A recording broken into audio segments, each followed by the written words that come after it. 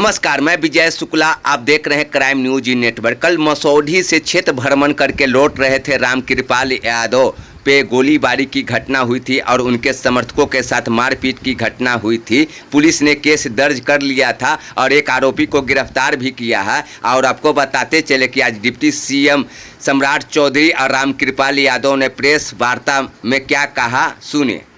ये पूरी तरह गुंडागर्दी पर उतर गए। भी लोग, चाहे वो पाटलिपुत्रा हो, सारण हो, सभी जगह पर लालू जी के गुंडों से लड़ा। कई लोग हमारे हॉस्पिटल में भर्ती और स्वयं रामकृपाल जी पर गोली चलाने का काम लालू प्रसाद के गुंडों ने किया। इससे बड़ा शर्मसार कुछ नहीं हो सकता है।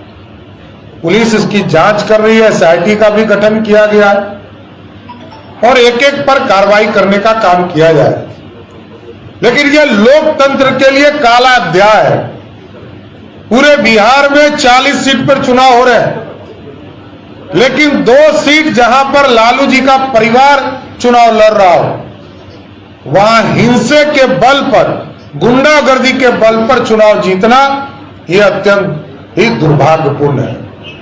लालू प्रसाद जी 2005 के पहले के बिहार के तरफ ले जाना चाहते, जहां वो बूथ कैप्चरिंग करके चुनाव जीतते थे, बिहार के लोकतंत्र को शर्मसार करने का काम करते थे।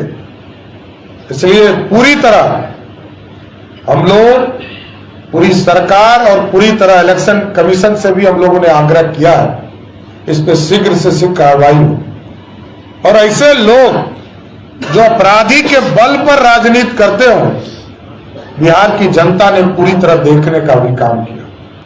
हमारे कई लोग हॉस्पिटल में भर्ती हैं, दानापुर में हॉस्पिटल में भर्ती हैं, पीएमसीएच में भर्ती हैं और स्वयं रामकृपाल जी बताएंगे आपको अभी इनके ऊपर गोली चलाने का काम। और जब रामकृपाल जी का मेरे पास फोन आया तो सिर्फ ये एक ही आग्रह कर रहे थे कि शांति बहाल हो जाए, शांति बहाल हो जाए।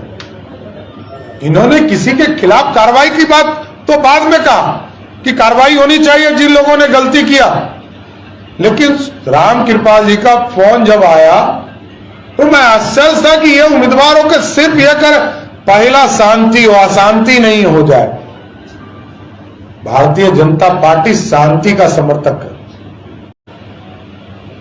जानलेवा हमला किया गया, मेरे कार्यकर्ताओं को मारा गया, मेरे कार्यकर्ता मेरे साथ थे,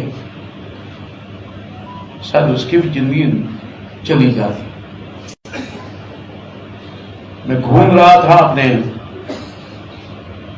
क्षेत्र के विभिन्न, मैं सड़क पर घूम रहा था, कोई गली में नहीं गया, मैं कहीं बूथ पर नहीं गया। और जब 6 साढ़े 6 बजे मुझे जानकारी मिल रही थी दोपहर से ही, मसौढ़ी विधानसभा क्षेत्र के वर्तमान विधायक श्रीमती रेखा जी,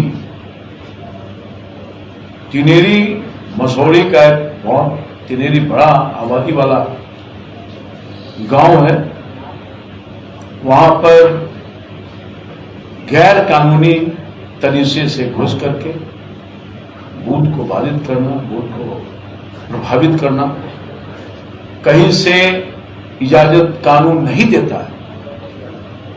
कोई भी एमएलए, कोई भी आदमी अपने मतदान केंद्र पर जा सकता है और अपने गुंडों के साथ जाकर के बूथ में प्रभावित करना, हंगामा खड़ा करना, इसकी जानकारी मुझको मिली थी। और मैं 6:30 बजे मतदान केंद्र पर मतदान बंद हो गया, मैं वहां स्वयं गया था इस सब चीजों की जानकारी लेने के लिए। और वहां से जानकारी लेके जैसे ही मैं जो पटना डोभी नया 4 लेन जो अभी तो बन ही रहा है, इस पर मैं चढ़ा। किन्नरी गांव से निकलते के साथ मैं था, मेरे पास 2 सुरक्षाकर्मी थे और 2 कार्यकर्ता थे, इससे ज्यादा मेरी एक गाड़ी थी। मैं एक गाड़ी से ही चलता हूं, आप सब लोग जानते होंगे, रात भर में चलता हूं, कोई अतिरिक्त सुरक्षा नहीं लिया, मैं थाना को भी नहीं बोलता हूं। ये मेरे, चूंकि हमने किसी को आज तक अपने जीवन में हित किया ही नहीं, मच्छर भी हमसे नहीं बड़ा होगा, और सपना में भी किसी का हित नहीं किया। मैं राजनीति किया तो बिल्कुल फेयर होकर राजनीति किया। आप सब लोग उसके गवाह हैं। सबकी मदद की, हमारा पक्ष वाला विपक्ष वाला सबकी मैंने मदद की है, ये खुलेआम आप सब लोग जानते हैं।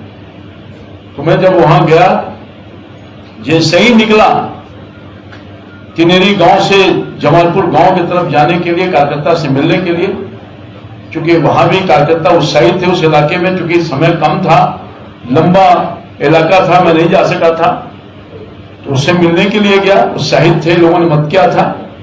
जैसे ही मैं रोड पर निकला, 20 से 25 के झुंड में, मुझे पता नहीं था क्या होने वाला है। मैं निकला, 3 फायर, ठाए ठाए, गोली की आवाज में तो हस्तक रह गया। अरे ये क्या हो रहा है?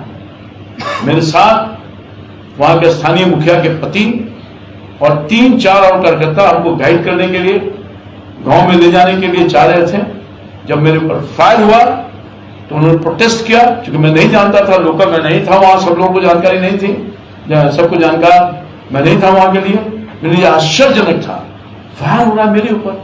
आज तक 40 साल के इतिहास में कितना भी पक्ष विपक्ष रहा हो, मेरे ऊपर एक ढेला तक नहीं किसी ने फेंका, एक ढेला तक नहीं फेंका।